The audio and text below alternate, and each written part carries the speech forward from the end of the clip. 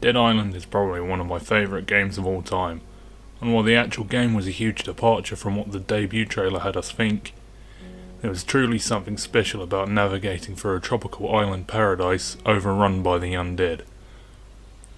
I'm just going to skip the story, because there's not really one outside of getting the fuck off the island. And although it didn't showcase the emotional story of survival as suggested in the trailer, it still had a few shreds of this.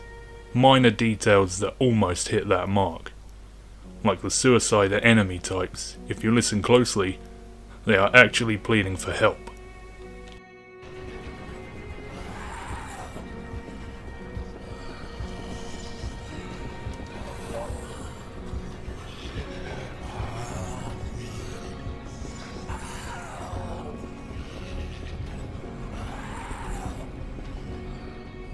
Early on in the game, you come across a guy sitting in a pool of blood who was forced to kill his family, and before I forget about that depressing as hell trailer, you can actually find that family in-game as an Easter egg.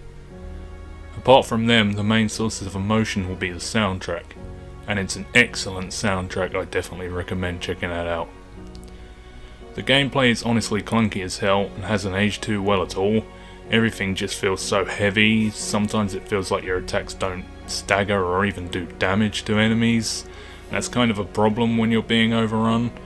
I'm not going to say it puts a complete damper on the experience, but sometimes just ruins the fun and numbs the experience. The first entry was, and honestly still is, brutal. I can only really name a few games that tackled any kind of decapitation or limb removal mechanics as well as this.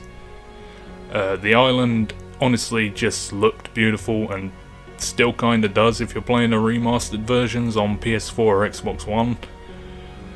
The co-op in Dead Island is honestly the best way to play it. Dead Island supports up to 4 players and pretty much everything is playable with multiple players after doing the prelude. Whether it's doing the campaign, helping your pals with side quests, or diving into Bloodpath Arena, the co-op definitely makes this game a lot less tedious, because it can get like that sometimes. There are a lot of fetch quests and escorted missions which can be a lot more bearable with friends. Looking back on Dead Island, it does have a lot of flaws, but also had heaps of potential. Some of it is still yet to be realised, hopefully in Dead Island 2. This game is close to my heart, all of its problems included.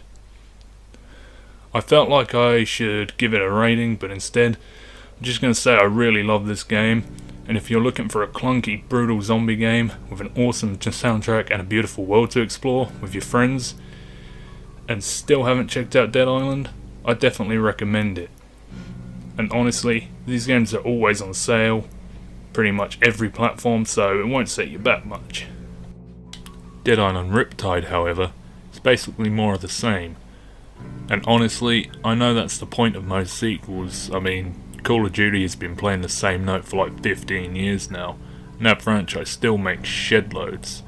So it's not always a bad thing, but in this case, Dead Island Riptide feels more like an expansion. You also have an option to carry over your character level, and keep the skills while exploring a new island that's, you guessed it, overrun by the undead.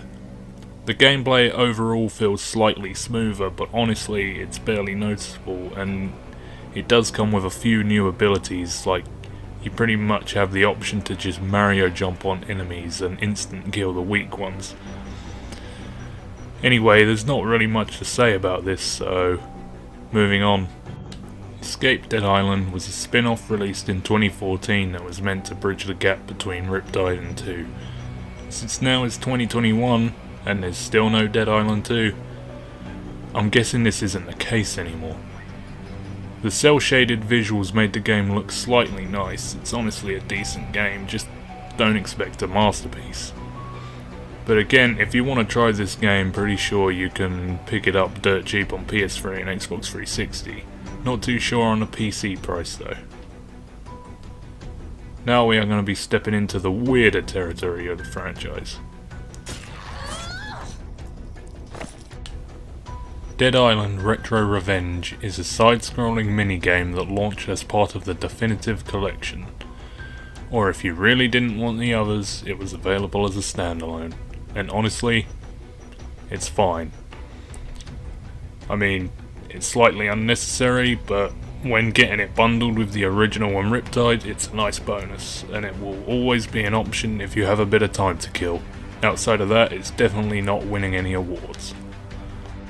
Dead Island Epidemic was a MOBA spin-off that was unnecessary and disappointing. It came out in December 2014 and the servers were shut down in December 2015. So there you go, you can't even play this one anymore. But if you want to check it out, there's lots of gameplay floating around the internet. Dead Island Survivors was a mobile game that was pretty much a more tower defense style of gameplay with slight elements of hack and slash. It released in 2018 on iOS and Android and was shut down in 2020. I think that about covers the games, to be honest. Despite only one truly awesome game with slight flaws, the franchise is very dear to my heart. And if any of you care about the franchise as much as I do, there is also a pretty awesome book adaptation. Marvel did a digital comic that I can't find anywhere, by the way, maybe you'll have better luck. And Dark Horse also did release what I've read is a 3-part comic series, but I've only ever found part 1. If you're into video game collector's editions like I am, there's plenty to get your hands on, including the infamous Zombie Bait edition, which I am a not so proud owner of, but maybe proud owner of. I honestly don't know whether it's an accomplishment or not.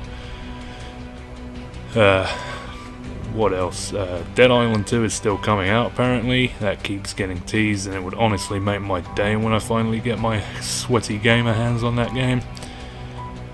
And there was meant to be a movie, but originally I think Lionsgate license for it expired, then Deep Silver partnered with someone else, and I heard rumours a while ago that it was cancelled just a week before production, and that was in 2015. So the movie is very unlikely unless Dead Island 2 releases and it's a massive fucking hit. Anyway, I think that about sums it up. Thanks for watching, and I'll see you soon.